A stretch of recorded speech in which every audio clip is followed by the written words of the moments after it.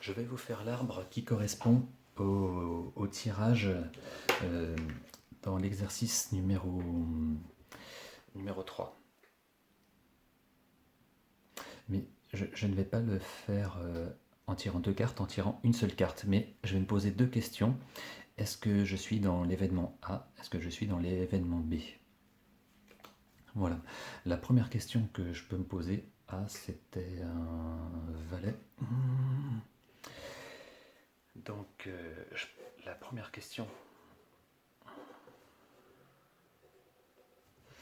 c'est est-ce que ma carte est un valet ou pas?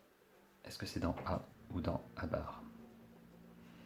On avait vu que la probabilité d'avoir un valet, c'était 4 sur 52. Et la probabilité de ne pas avoir de valet, c'était le contraire. C'était 38, non 48 sur 52. Au passage, on remarque que la somme des deux vaut 52 sur 52. Et la deuxième question qu'on se pose quand on tire une carte, c'est est-ce que c'est un cœur?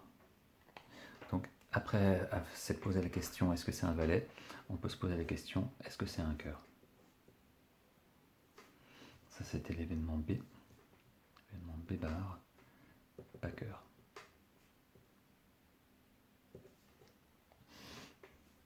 Et on peut se poser la question maintenant, on sait que c'est un valet, on sait que la carte que j'ai tirée est un valet, et la question est quelle est la probabilité que ce soit un cœur? Quand on sait qu'on a un valet, on est uniquement parmi les 4 valets, on change l'ensemble de référence, on n'est plus dans l'ensemble du jeu de cartes, on est dans l'ensemble des 4 valets. Et quelle est la probabilité de tirer un cœur? Un cas favorable sur 4 cas au total. Et quelle est la probabilité de ne pas tirer de cœur? 3 cas favorables sur un total de 4. Maintenant, on sait qu'on n'a pas tiré de valet, donc ceux-là je les écarte. Et ici, on se pose la question, quand on prend une carte dans cette partie du jeu, quelle est la probabilité d'avoir un cœur?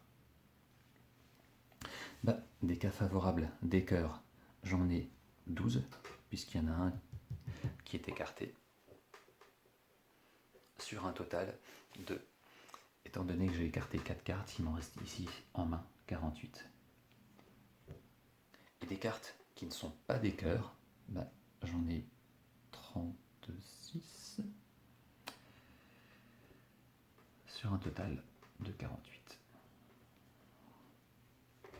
Ça c'est B, cœur, B bar, pas cœur.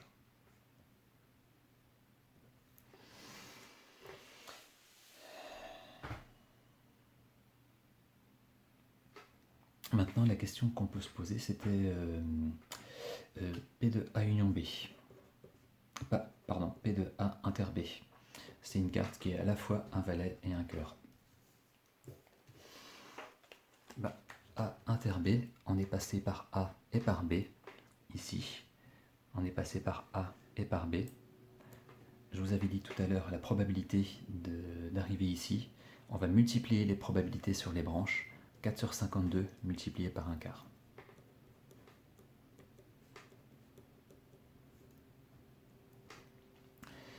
Les 4 se simplifient, il me reste 1 sur 52.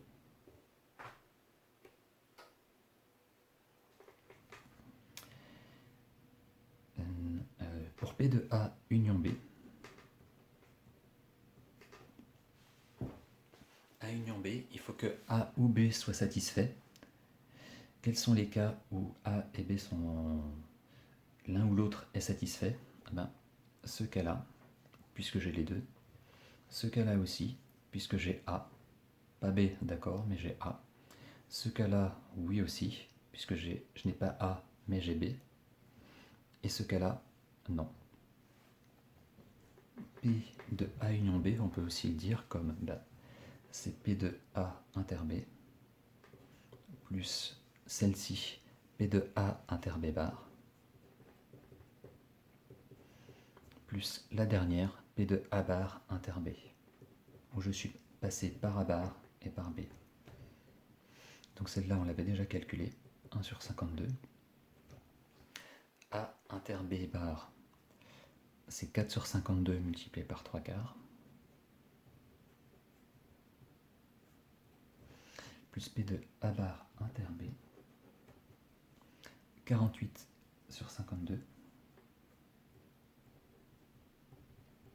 fois 12 sur 40, c'est un fois, égale 1 sur 52, plus 3 sur 52, les 4 s'éliminent, les 48 s'éliminent, plus 12 sur 52. 12 et 3, 15 et 1, c'est 16 sur 52.